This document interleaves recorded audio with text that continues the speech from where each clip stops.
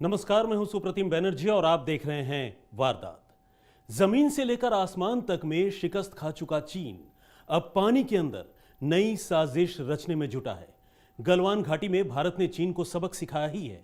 Taiwan ने उसे अपने आसमान से भी खदेड़ भगाया है, लेकिन वो चीन ही क्या जो बाज आ जाए।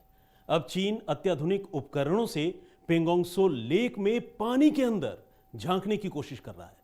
चीन की इस पूरी साजिश का करेंगे खुलासा, लेकिन सबसे पहले देखिए जबलपुर के जल्लादों की एक ऐसी करतूत जिसे देखने के बाद शायद शैतान भी शर्मा जाए। इन गुंडों ने एक मामूली रोड एक्सीडेंट के बाद एक बेकसूर ऑटो ड्राइवर को इतना पीटा कि देखने वालों की रूह कांप गई।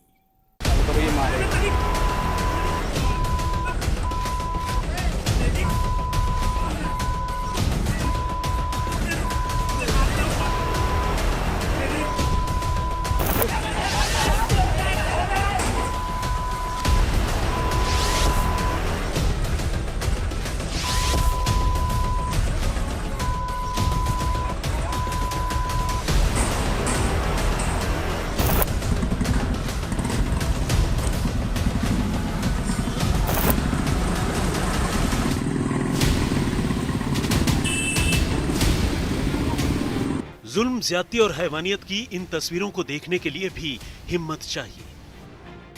अगर आप कमजोर दिल वाले हैं तो हमारी आपसे गुजारिश है कि इन तस्वीरों को देखने से पहले अपना जी कड़ा कर लीजिए।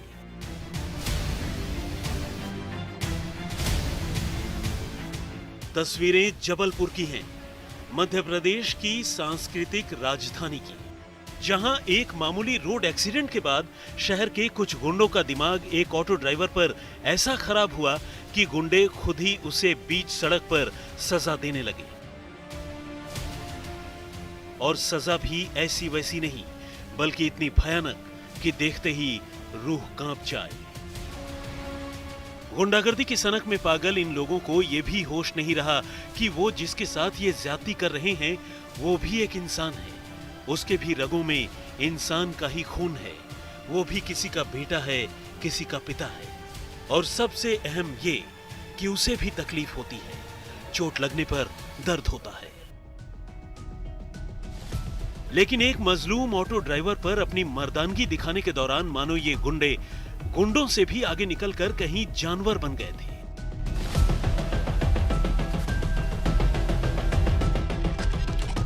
इस वाकये की शुरुआत हुई एक मामूली रोड एक्सीडेंट से। स्कूटी से गुजर रही कुछ लड़कियों के साथ एक माल ढुलाई वाले ऑटो की हल्की सी टक्कर हो गई। बस फिर क्या था, लड़की ने फोन कर जबलपुर के कुछ छटे हुए बदमाशों को मौके पर बुला लिया। फिर तो गुंडों ने बीच सड़क पर जो कोहराम मचाया वो सन्न कर देने वाला था।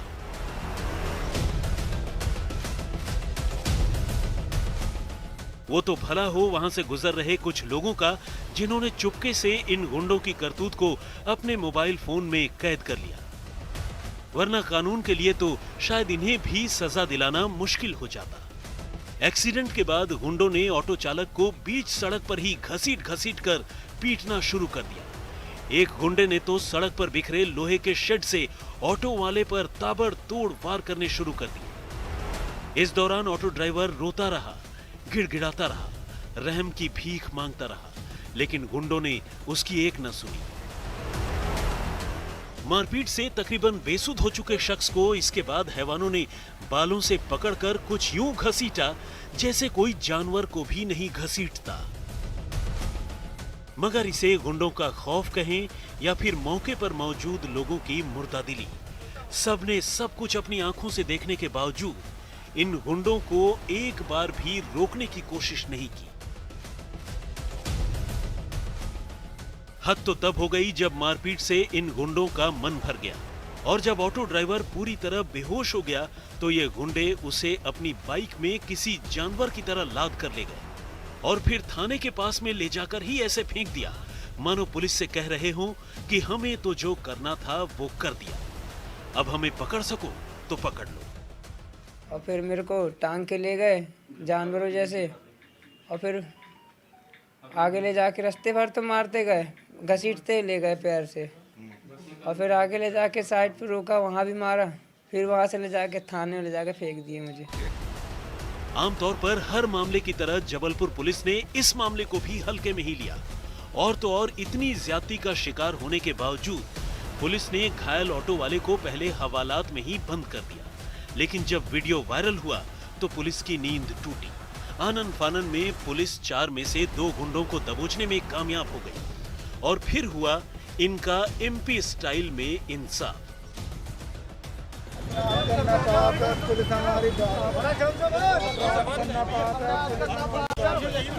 पुलिस ने अपने तौर पर इन सिरफिरों की हेकड़ी निकालने की पूरी कोशिश की।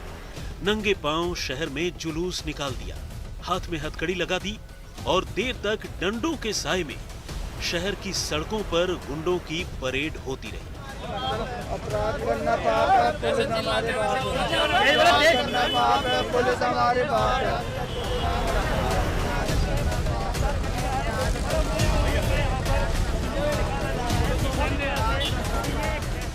हालांकि 4 में से 2 शैतान अब भी फरार हैं। दोनों वही हैं जिन्होंने सबसे ज्यादा गुंडागर्दी की। एक का नाम है चंदन, जबकि दूसरे का नाम है अभिषेक दुबे उर्फ गुड़ी महाराज। अब पुलिस ने फरार अभिषेक और चंदन के नाम पर 10-10 हजार रुपए के इनाम का ऐलान किया है। और हमारी टीम लगातार सक्रिय है। कल से जैसे ही एफआईआर हुई है तब से ही सक्रिय है।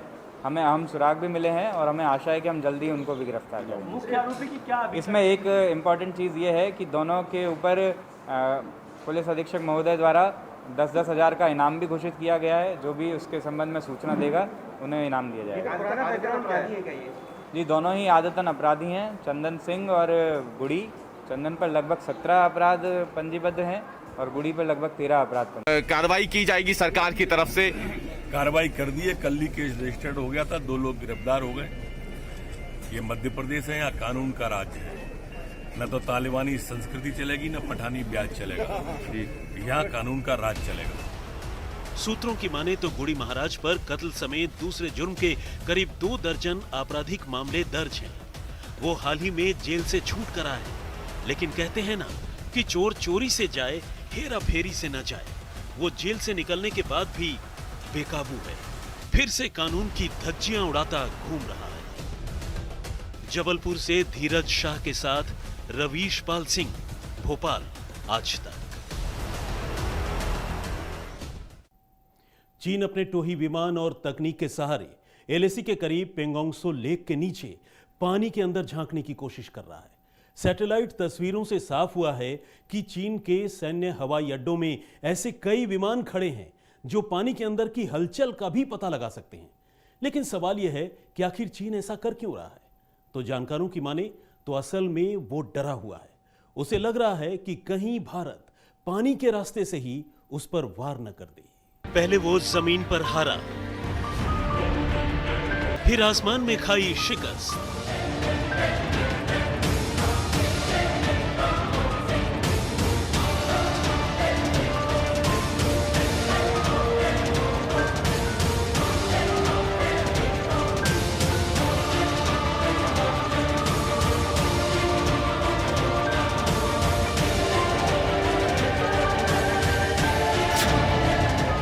अब पानी में डूबने की तैयारी कर रहा है ड्रैगन।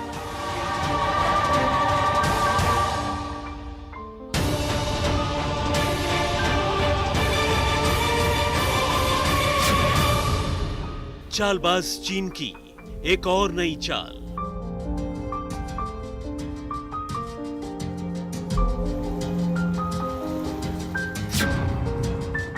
झील में भारत को झांसा देने की कोशिश।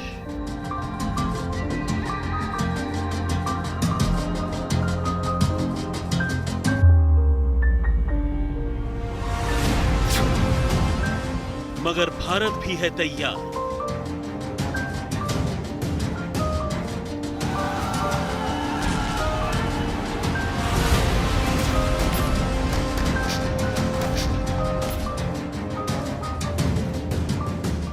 सबसे पहले ये समझते हैं कि आखिर झील में भारत को कैसे झांसा देने की कोशिश कर रहा है चीन।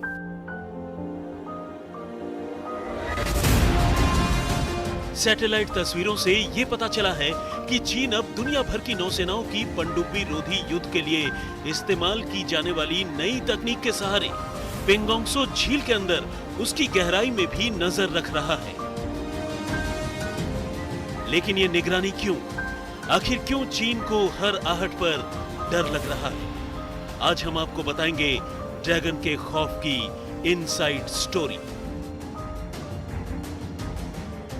एलएसी पर टसल की शुरुआत के बाद से ही People's Liberation Army ground force यानी PLA-GF स्वीडिश CB-90 की तरह कॉपी किए गए हाई स्पीड गश्ती क्राफ्ट और टाइप 928D नावों के जरिए पेंगोंगसो झील पर निगरानी रखे हुए है।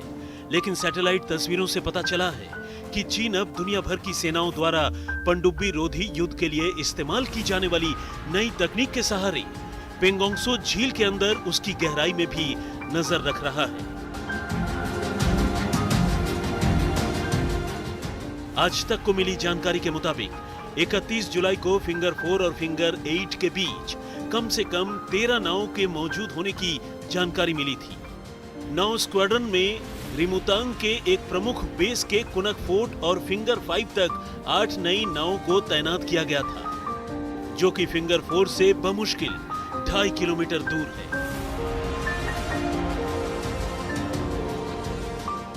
वहीं अब गहराई वाले इलाकों की नई सैटेलाइट तस्वीरों में खास तौर से चीनी सैन्य हवाई अड्डे पर कुछ बदलाव देखे गए हैं, जो अब से पहले नहीं दिखे। PLA वायुसेना ने पेंगोंगसो झील में पानी के नीचे की गतिविधियों की बारीकी से निगरानी शुरू कर दी है।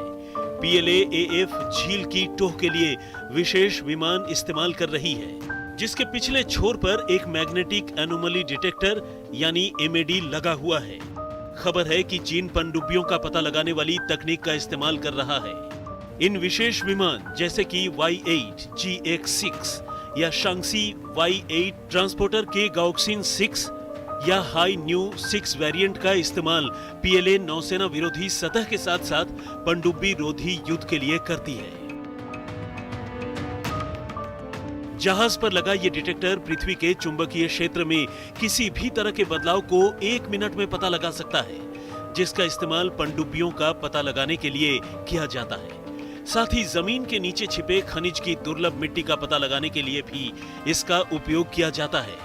इन विमानों को होटन, कोरला और वुदुन में सैटेलाइट इमेज पर देखा गया है। वुदुन हवाई अड्डे की लेटेस्ट सैटेलाइट इमेज से संकेत मिलते हैं कि 24 अगस्त को Y8 GX6 को वहां पार्क किया गया था। इस विमान में दूसरे विमानों की तुलना में छोटा MAD बूम लगा है। विमान पीले प्राइमर में है, जिसे देखकर ऐसा लगता है कि शायद अभी इस विमान की टेस्टिंग चल रही है। ऐसे नए और छोटे MAD बूम के साथ कम से कम 4 विमान हैं, जो जियान यानलियांग एयरबेस में हैं, जहां उनका निर्माण भी होता है। मगर वहीं दूसरी तरफ भारतीय जवान भी पूरी तरह से मुस्तैद हैं और इंडियन आर्मी की इसी मुस्तैदी की वजह से LAC पर चीनी सैनिकों के होश गुम हैं।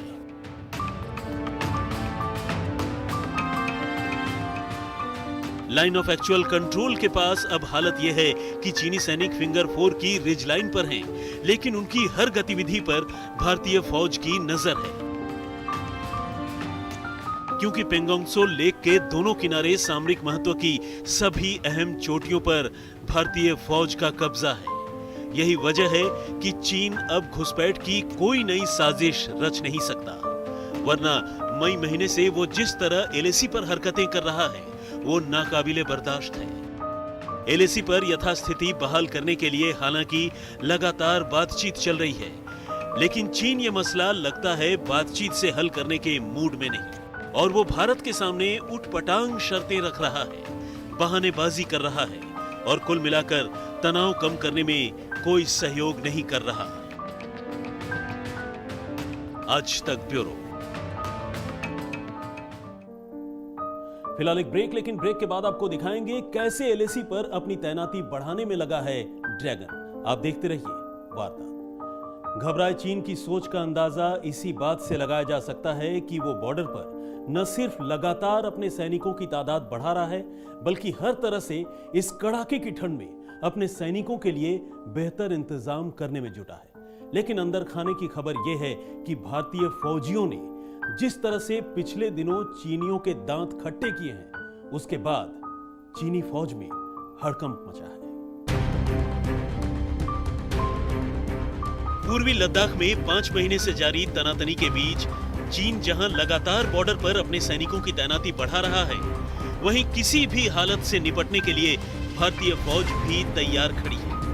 भारत ने अपने उत्तरी सीमा पर फौजियों के साथ साथ इंफ्रास्ट्रक्चर का ऐसा मजबूत जाल बिछाया है कि इस बार चीन की हर चाल उल्टी पड़ने वाली है। उधर हालत को देखते हुए अमेरिका ने भी साफ कर दिया है कि लगता है कि चीन बातचीत से अपना रवैया नहीं बदलने वाला। ऐसे में सबसे बड़ा सवाल यही है कि क्या चीन से जंग के बिना नहीं बनेगी बात।